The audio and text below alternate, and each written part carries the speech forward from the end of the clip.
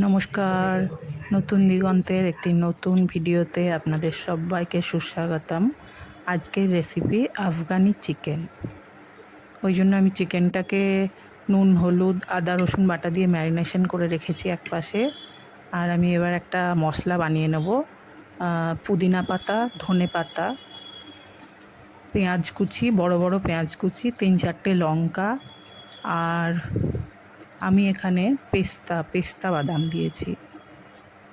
এখানে অ্যাকচুয়ালি কাজু বাদামেরই ইউজ হয়, কিন্তু বাড়িতে যেহেতু কাজু অ্যাভেলেবেল ছিল না, ওই জন্য আমি পেস্তা দিয়েছি 10-12টা।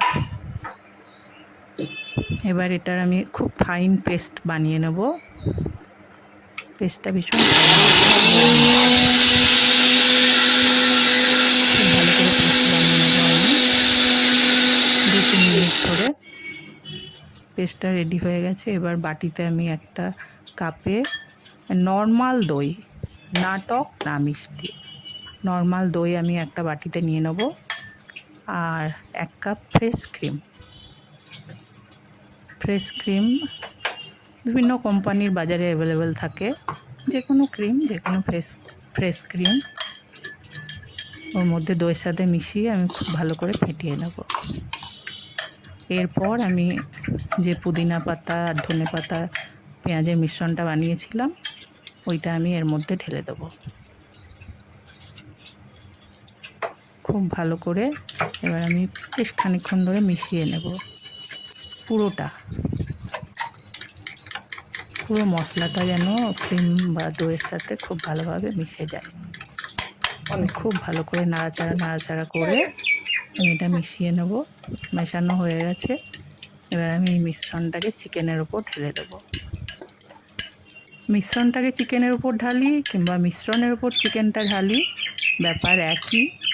আমার এক্ষেত্রে চিকেনের বোলটা বড়, ওই জন্য আমি চিকেনের উপরই ঢেলে নিলাম। আপনারা আপনাদের সুবিধা মতো দুটোকে মোটামুটি মেশাবেন, একটার সাথে একটাকে অ্যাড করবেন। আমি এবার একটু কাসুরি মেথি দিয়ে দিলাম। কাসুরি মেথির স্মেলটা খুব সুন্দর। আর একটুখানি আমি এবার গোলমরিচের গুঁড়ো দেব। গোলমরিচের গুঁড়োটা অল্প, খুব বেশি না।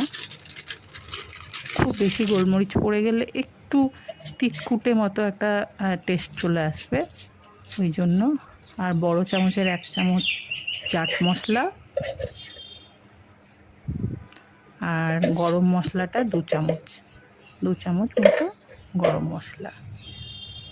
এবার আমি এই পুরো মিশ্রণটাকে নিয়ে খুব ভালো করে নাড়াচাড়া করে ম্যারিনেশনটা করে নেব, যাতে চিকেনের মধ্যে এই সুন্দর সুন্দর ফ্লেভারগুলো খুব ভালোভাবে অ্যাবজর্ব হয়।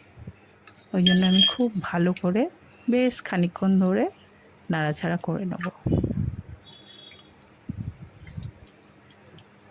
চামচ দিয়ে এটা কখনোই সম্ভব নয়, তাই হাতটাকে খুব ভালো করে পরিষ্কার করে ধুয়ে এই কাজটি হাত দিয়েই করতে হবে। আমি ফ্রাইং প্যানে বাটার, প্রথমে সাদা তেল দিয়েছিলাম, তার উপরে 1 চামচ বাটার দিয়েছি। এবার আমি সব চিকেনগুলোকে একটু ছেঁকে তুলে গ্রেভিটার থেকে তুলে নিয়ে, গ্রেভিটা দেবো না, গ্রেভিটার থেকে তুলে নিয়ে আমি এগুলোকে ফ্রাই করব হাই ফ্লেমে। গ্যাসের ফ্লেমটা হাই থাকবে। এখানে গ্যাসের ফ্লেম মিডিয়াম বা কম করা থাকলে, যেহেতু দই দিয়ে ম্যারিনেশন করা আছে, চিকেন থেকে জল ছাড়তে লাগবে। ওই জন্য আমি এখানে হাই ফ্লেমে রেখেছি, যাতে কোনোভাবেই জল বেরিয়ে একটা থকথকে ব্যাপার এখানে না তৈরি হয়। একটু যেন শুকনো ব্যাপারটা থাকে ভাজার মধ্যে। এই দেখুন কি সুন্দর শুকনো করে ভাজাটা হয়েছে। আফগানি চিকেনে একটু স্মোকি ফ্লেভারের দরকার হয়। আমি এক্ষেত্রে একটুখানি আমার যে জালিটা আছে, তার উপরে দিয়ে চিকেনটা একটুখানি স্মোকি, একটু পোড়া করে নেবো, সামান্য, খুব বেশি না, আমি দেখাচ্ছি। ওতে একদম রেস্টুরেন্টের মতো একটা টেস্ট আসে। ওই জন্য আমি এখানে খুব বেশিক্ষণ ভাজবো না, একটু শক্ত থাকতে থাকতে ওই 10-15% এটা ভাজা হয়ে গেলেই আমি ওই স্মোকি ফ্লেভারের জন্য কিন্তু গ্যাসের ওপরে চিকেনগুলো একটা একটা করে দিয়ে দেবো।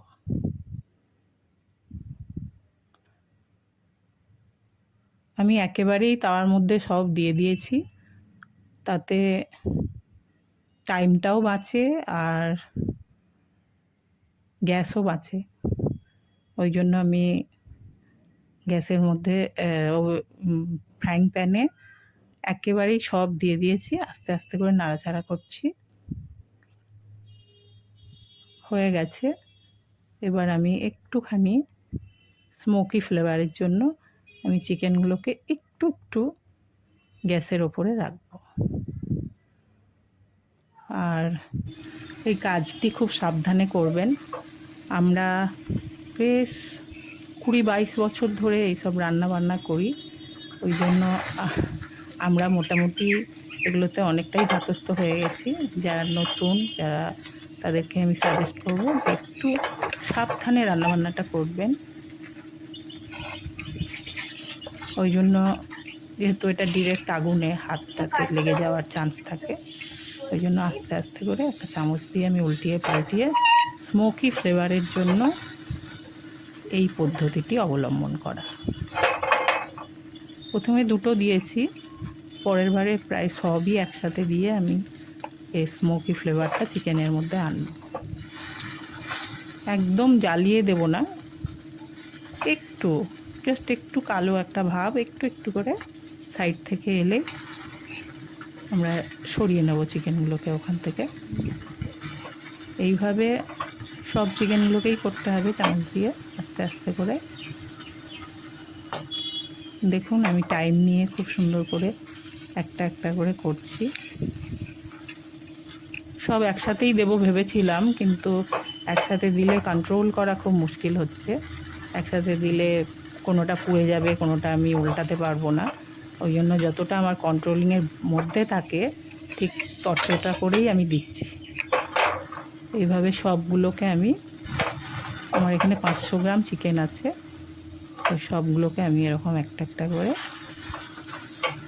আফগানি চিকেন কখনো রেস্টুরেন্টে খেলে লক্ষ্য করবেন যে ওরা কিন্তু এই স্মোকি টেস্টটা কয়লার ধোঁয়ার থেকে আনে।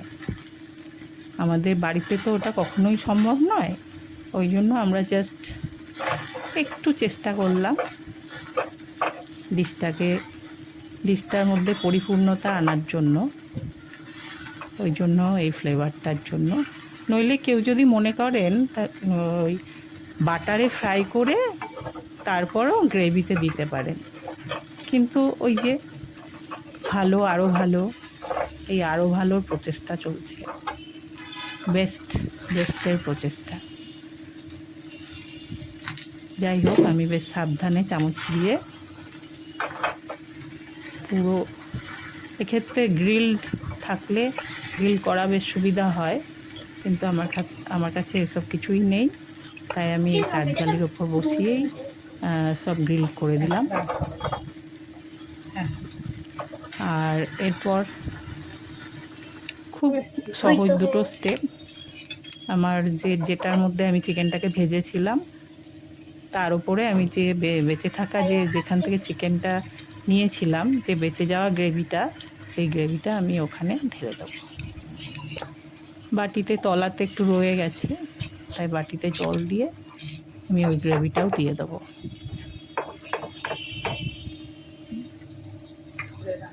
যারা একটু শুকনো শুকনো পছন্দ করেন তারা খুব বেশি জল দেবেন না। আর এক্ষেত্রে জলের প্রয়োগ করতে হলে গরম জলের করতে হবে, হালকা হালকা করে গরম জল দিতে হবে। আমি একটু বাটিটার তলাটা ধুয়ে একটু জল দিয়ে দেব। জলটা দিয়ে বলক আসা পর্যন্ত আমি ওয়েট করব। যতক্ষণ না টকবক করে ফুটে উঠবে ততক্ষণ পর্যন্ত আমি ওয়েট করব। এরপর একটু একটু করে দিচ্ছি, এটা তো বাটি যে ধোয়া জলটা ওইটা, এটা গরম জল নয়। গরম জল যদি না হয় তাহলে রান্নাতে একটু একটু করে দিতে হবে, যাতে ওই একটু একটু জল গরম হতে থাকে, আবার একটু দেবো গরম হতে থাকে, এইভাবে। ঠান্ডা জলের প্রয়োগ কখনোই রান্নায় ভালো না, টেস্টটা নষ্ট হয়ে যায় রান্নার। ওই জন্য আমি একটু গরম জল ওর মধ্যে দিয়ে অ্যাড করলাম, কারণ আমার একটু গ্রেভিটা চাই।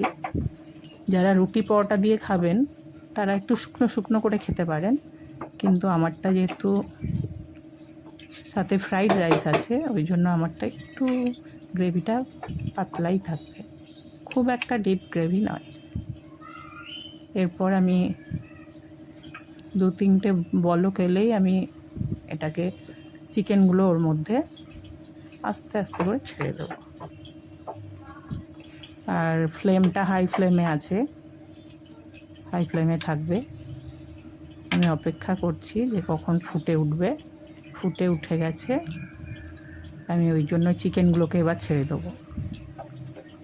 চিকেনগুলো প্রায় 50% বয়েলড আছে, ওই জন্য আমি আর 5 থেকে 10 মিনিট এই ফোটাবো। 5 থেকে 10 মিনিট ফোটানোর পরই আমার আফগানি চিকেন রেডি হয়ে যাবে। আপনাদের কার কেমন লাগলো অবশ্যই জানাবেন। একঘেয়েমি চিকেন, ওই নুন হলুদ জিরে ধনে আদা রসুন, সেটার থেকে বেরিয়ে একটা নতুন টেস্ট আনবার চেষ্টা করলাম। ভালো লাগলে অবশ্যই আমার চ্যানেলটিকে সাবস্ক্রাইব করবেন, লাইক কমেন্ট শেয়ার করবেন, আর বেল আইকনটি প্রেস করবেন। আমি আমার বাড়িতে এটা ফ্রাইড রাইস দিয়ে সার্ভ করব, কিন্তু এটা রুটি বা পরোটা যে কোনো জিনিসের সাথে খুব ভালো লাগবে, খুব মানানসই এবং খুব ভালো লাগবে। আপনারা প্রত্যেকে এটা বানাবেন বাড়িতে, আর কমেন্টে আমাকে জানাবেন কেমন হয়েছে। ওপরে গার্নিশিংয়ের জন্য আমি একটু ধনেপাতা কুচো করে রেখেছি, ওটা আমি একটু ছেড়ে দেবো। আর একবার যেহেতু আমি পেস্টে ধনেপাতা দিয়েছি, কারো যদি ফ্লেভারটা খুব একটা পছন্দ না থাকে তাহলে ওপর থেকে আর দেবেন না। অলরেডি ওর ভেতরে ধনেপাতার যে ফ্লেভার সেটা আছে, খুব ভালোভাবেই আছে, ওই জন্য আর ধনেপাতা দেওয়ার দরকার নেই। যদি কেউ অপছন্দ করেন ধনেপাতার ফ্লেভার। আমার আফগানি চিকেন রেডি। চলে আসবো পরের কোনো ভিডিওতে। ভালো থাকবেন, সুস্থ থাকবেন। নতুন দিগন্তের খোঁজে আবার নতুন ভিডিও নিয়ে চলে আসবো।